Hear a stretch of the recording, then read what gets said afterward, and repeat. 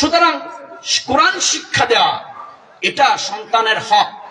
কোরআন যে শিখে যে শিখায় সে আল্লাহর কাছে উত্তম।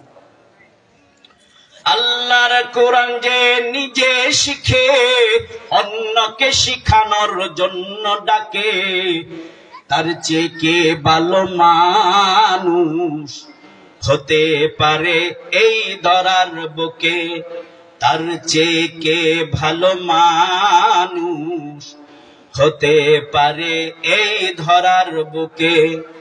আল্লাহর কোরআন যে নিজে শিখে অন্যকে শিখানোর জন্য ডাকে, তার চেয়ে কে ভালো মানুষ হতে পারে এই ধরার বুকে।